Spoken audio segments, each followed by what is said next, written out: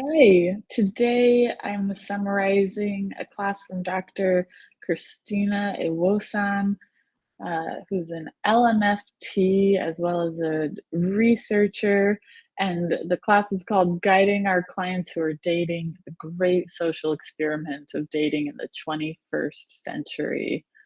Dr. Ewosan studies specifically Black adult populations, and a lot of her information is applicable to most anybody who's dating in today's world, which is a topic a lot of our clients need to talk about. So let's jump in.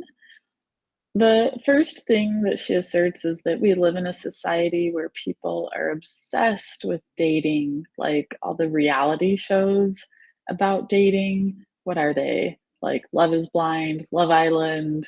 I don't know all of them because I've only watched one or two personally during the pandemic, but people are really obsessed with dating and really terrified of coupling incorrectly.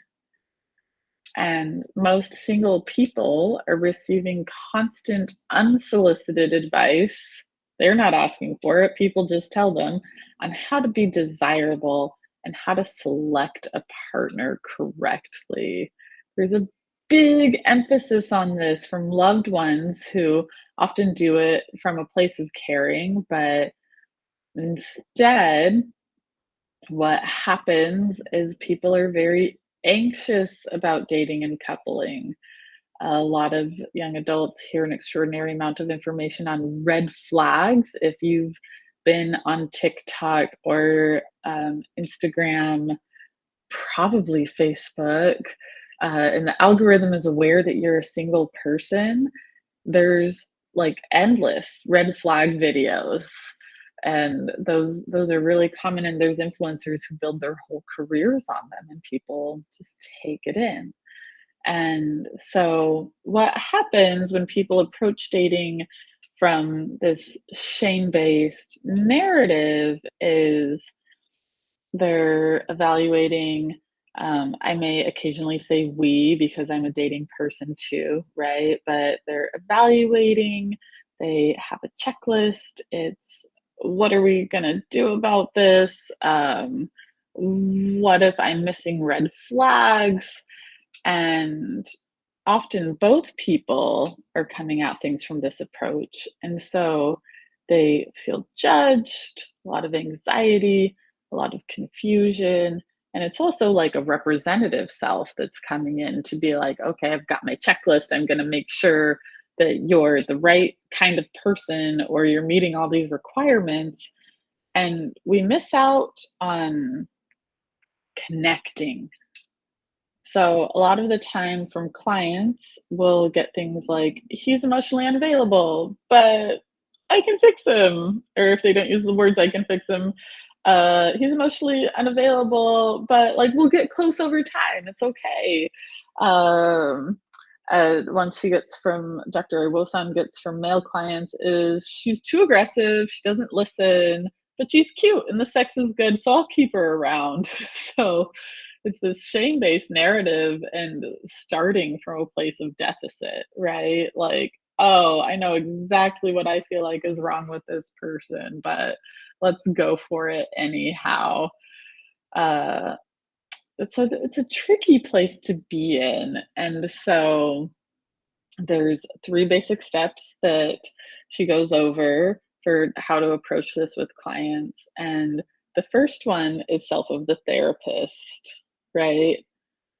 Our clients are not social experiments, they're real people, and so are we. And so, where are we at with dating? Are we people who are dating?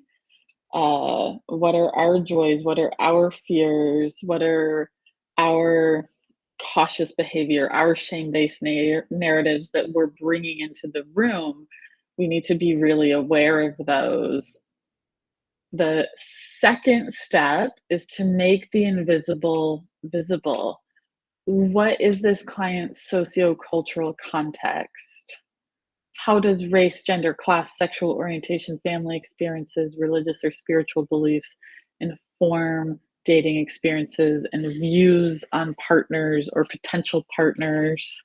Um, what is this client's social narrative that they receive from reality shows, that they receive from fictional shows? Uh, and step three is to unmask the shame based narratives. So once we can look at the sources, we can start naming what the story is and how is that informing our clients' dating choices? Who has the most influence on their choices or how they perceive their experiences? Like what shows, what movies, what podcasts, what influencers, what music, the songs, right? How are those informing dating choices? And then, do you like this advice? Do you like this information? And does it align with what the client is looking for? So this is some work that requires a lot of consciousness from the therapist. Uh, Two little side notes as well. We have a situation now where a lot of women have specific attributes that they're looking for in a partner. And the question is, do you wanna be with this person or do you wanna be with those attributes, right? Do you want someone muscular? Are they always gonna be muscular?